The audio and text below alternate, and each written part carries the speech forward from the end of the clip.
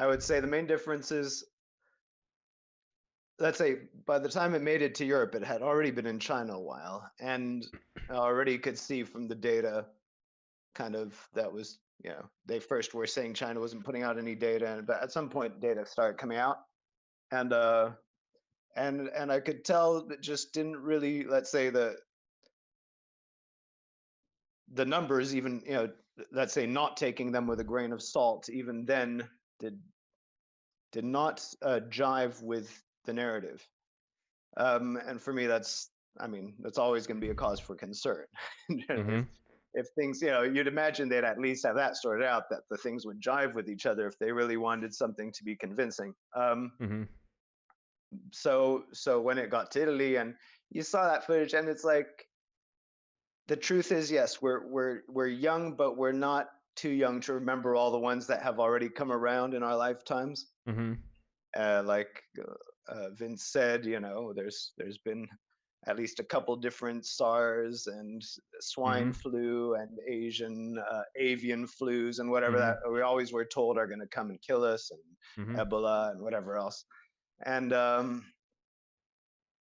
yeah, so I mean, I'll be honest, out of principle, I'm not afraid of sickness. So Mm-hmm. I'm not afraid of sickness. I'm not afraid of dying. So that's going to obviously influence my posturing. My If you're not afraid of dying. Yeah, it's going to drastically influence my position on this. Um, but I still like to kind of keep informed of what's going on and try, getting a good picture, as good a picture as possible. Obviously, Mm-hmm. relying with the information that's being given. Um, so yeah, so very quickly that was clear to me that something was afloat that wasn't, or afoot rather, that wasn't, just wasn't kosher. I'll put it that put it as clear as that. It wasn't kosher. Something was Mm-hmm. not right in Narnia, and I I mean, I actually, honestly, I didn't go digging. I didn't feel the need to have to dig anywhere to get any opinions or whatever. I'd look at the numbers that were being put out, being aware that those numbers were going to be questionable. Um, but even being questionable, they were the only numbers I had to work with. But they were so drastically small that there was just nothing to be seen there. I couldn't see anything. Just I'd ignore reading articles, just look at the numbers every day, and like this, just, you know that doesn't really work. Obviously, then right away the concern is, okay, well, what's this all about? Why is it being done? Um, do I need to become active? Like, let's just say most human rights have been taken away from people throughout the ages, starting with something like this, out of concern for you. The moment they were deciding what you should be concerned about, the moment people were like down talking elderlies for not being Mm-hmm. afraid, for going out and living their lives as normal, I was like, okay, this is not about a sickness. Something is going on here. um I mean, obviously we had the first lockdown. In the lockdown, I mean, here, luckily we were able to go outdoors and that, so life Mm-hmm. was not so drastically dampened. I had family members in other countries in the EU, for example, who literally spent a couple of months just in an apartment alone, and I was very concerned for their mental health and their lives, honestly, because of it. Um,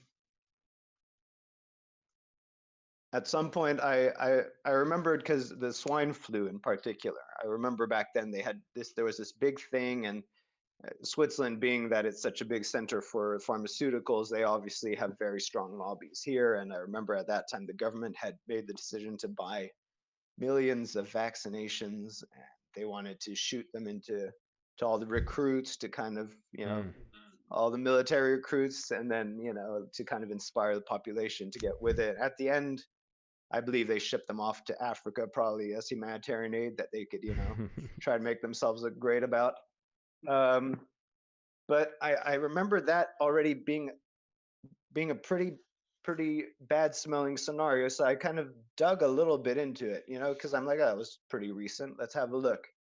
And then I discovered like the EMEA, I believe that's the European Medical Emergency Agency, something like that.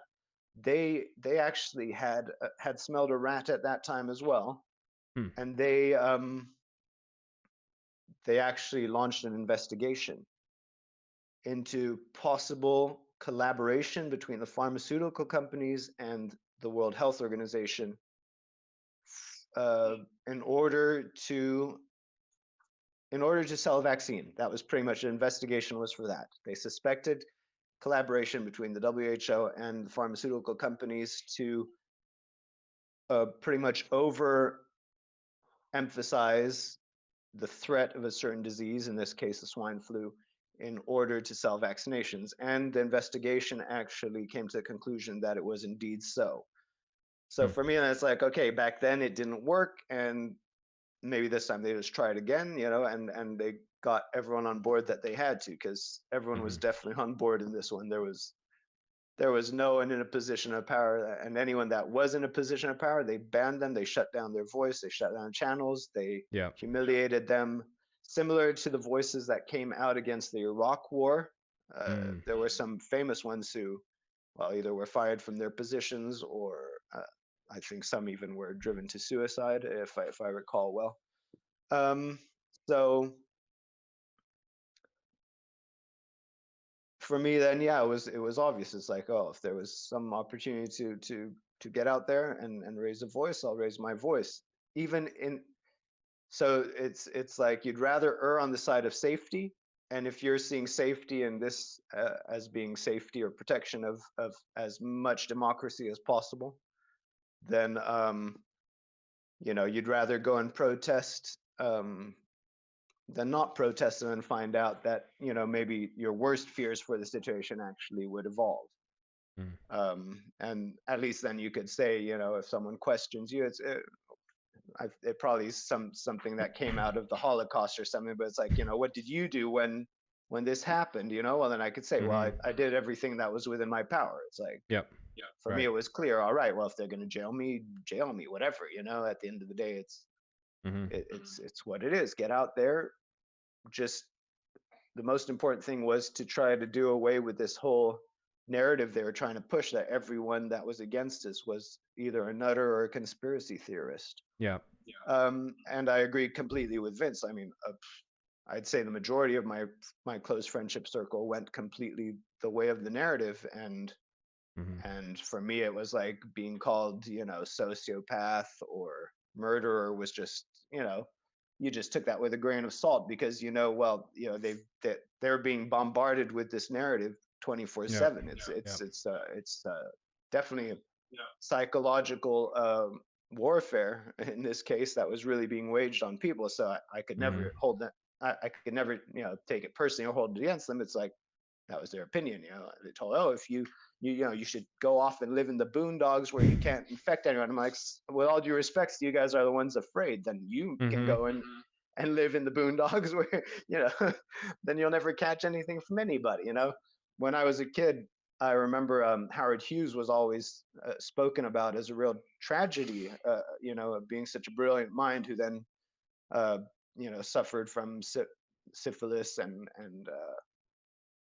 hypochondria or hypochondria in his case, and we pitied the fellow. I remember growing up with a distinct feeling of pity for this great aviator, and then I realized suddenly everyone was him.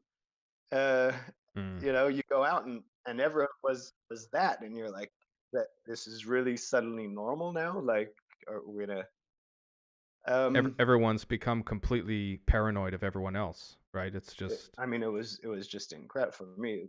I wouldn't say everyone, but yes, they definitely pulled a majority, as we saw by the votes. That majority, and everyone tried to mask their fear, their personal fear, as they try to offload it as humanitarianism and empathy to protect others. And it's like, if you're afraid, you can. That's fine. I understand completely if you're afraid. By God, I mean, if I believed anything of what was being broadcasted, I probably would have found some way to be afraid as well. If I had penchant to fear. But yeah, so that's They- why, like, when they started easing the measures or whatever, and other Mhm. people were like, "Oh, Freedom Day or Happy Days or whatever," I'm like, no, that's just ridiculous. Mhm. We're just getting back something that no one ever had the right to take away from us. Correct.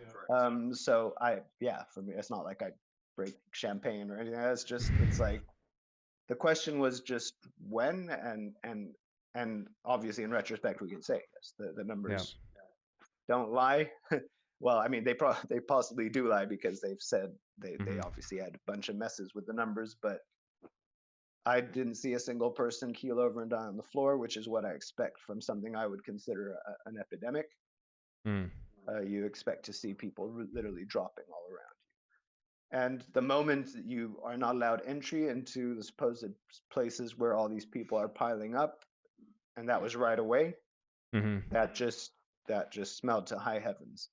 Mm. And for all those that think I'm just completely anti whatever, any pandemic or sickness, a very close friend of mine, he actually got caught the COVID, and he had to be intubated. He was, let's say, Mhm. very close to his death. So it's not that I am one of those that says it's not It a doesn't virus. exist. There's Right. plenty of viruses.